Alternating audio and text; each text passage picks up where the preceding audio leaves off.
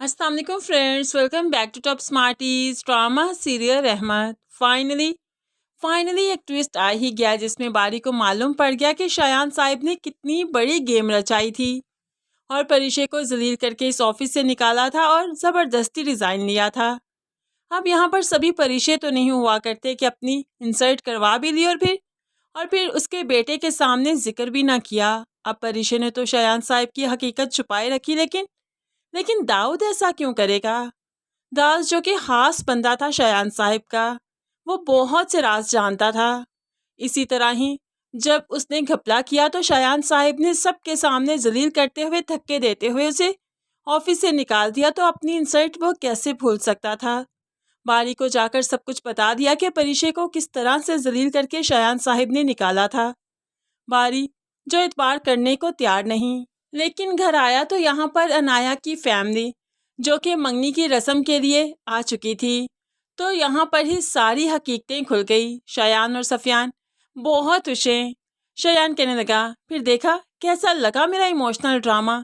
बारी को मैंने ट्रैप कर लिया ना, अनाया बेटी के लिए मना लिया ना। तो सफियान भी कहने लगा, आइडिया तो मेरा था, जो भी तुम कहो, अब सारा क्रेडिट तुम खुद को नहीं दे सकते।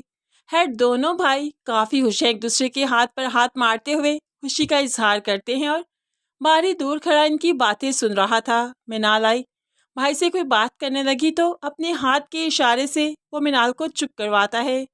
अब मिनाल और बारी ने सारी बातें सुन ली, इनका प्लान सुन लिया, तो आगे बढ़कर अब बारी उन्हें बताता है कि वो सब कुछ जान चुका है। वाह, क्या गेम खेली आपने! अपने भाई भाई के चक्कर में आप औलाद को ही भूल गए। अपने भाई का रिश्ता निभाया, औलाद का तो नहीं ना। आप मेरे साथ इतनी बड़ी गेम खेल सकते हैं, मैंने तो सोचा भी नहीं था। शायान साहिब अभी यही सोच रहे थे कि बारी को कैसे संभालें, उसको क्या ही जवाब दें, लेकिन इतने में बारी इस कदर डिप्रेशन में था कि बातें करता करता ही यहाँ पर गिरकर औंधा पड़ गया कि सब उसे संभालने लग गए और ऐसे ही आनन फानन उसे हॉस्पिटल ले जाया गया क्योंकि बारी की तबीयत काफ़ी ख़राब है।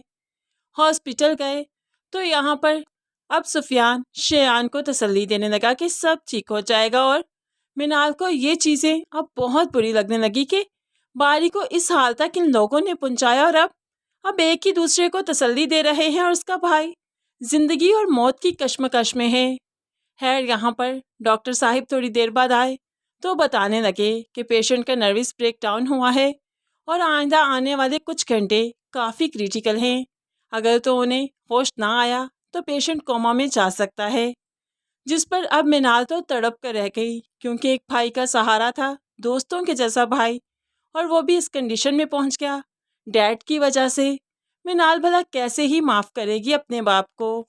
परीशे भी यहीं पर मौजूद थी अलीसे की वजह से। वो जब देखती है कि सारे घर वाले हैं यहाँ पर तो वो भी डर सी गई क्योंकि बारी उसे यहाँ पर नज़र नहीं आ रहा था। लेकिन है, परीशे परेशान तो है, लेकिन फिर भी जब सारी फैमिली पास है तो वो मिनाल से क्या ही बात करेगी। मिनाल भी आजकल परीशे के खिलाफ है, इसलिए परीशे आगे बढ़कर कोई बात नहीं कर सकेगी, मिनाल से मुलाकात नहीं हो पाएगी। लेकिन परेशान बहुत है कि आखिर बारी को क्या ही हुआ। परीशे को तो अब अलीसे के बाद बारी की परेशानी भी लग गई, लेकिन है, अलीसे जो डिस्चार्ज हुई तो अब परीशे को भी घर आना ही था।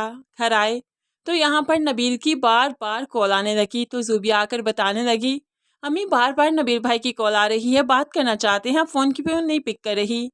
तो जुबैदा ऐसे आलम को भी बुला लेती है कि नबील की कॉल आ रही है, वो लोग डेट मांग रहे हैं, क्या ही डेट फिक्स करनी चाहिए। ऐसे में सब मिलकर फैसला करते हैं कि मार्च का महीना बेस्ट रहेगा, मौसम भी अच्छा होता है। लेकिन यहाँ पर क्या कोई जाने कि जैसे ही वो कॉल पिक करेंगे तो यहाँ पर आगे इनकार ही सुनने को मिलेगा, क्योंकि रुमैसा बेगम ने परीशे की होने वाली सास के ऐसे कान भरे, इसकी ऐसी किरदार कशी करी कि वो ये रिश्ता नहीं करेंगे। तो बस फिर डेट बताने के लिए जब कॉल की जाएगी तो यहाँ पर आगे से हंगामा ही होगा कि वो लोग ये रिश्ता नहीं करना चाहते। अब जुबैदा और बाकी सब सोचने पर मजबूर हैं कि वो औरत इतनी चाहत से आई थी, इनके बगैर कहे वो मिठाई भी लेकर आ गई थी, लेकिन अब है ऐसा क्या हुआ कि फ़ौरन ही इनकार कर दिया। लेकिन ये इनकार परीशे के लिए बहुत अच्छा साबित होने वाला है, क्योंकि अब के बार जो बारी को होश आएगा तो शायान साहिब कोई रिस्क नहीं लेंगे। बारी का रिश्ता लेकर वो खुद परिचय के लिए आएंगे क्योंकि वो अपने बेटे को खोना नहीं चाहते। रुमैसा जितना भी बुरा करना चाहे लेकिन जुबैदा की बेटियों के साथ अच्छा ही होता जा रहा है।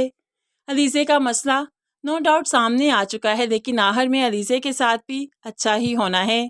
खैर यहाँ पर अपने बेटे को ढेरम ढेर पैसे दे चुकी है कि वो इम्पोर्ट एक्सपोर्ट का बिजनेस कर रहा है और रुमैसा चाहती है कि बस रात तक घर के आगे इतनी लंबी गाड़ी खड़ी हो जाए कि जुबैदा और उसकी बेटियां देखती रह जाएं। रुमैसा ये नहीं जानती कि इस पैसे की आड़ में वो अपने ही बेटे को बर्बाद कर रही है।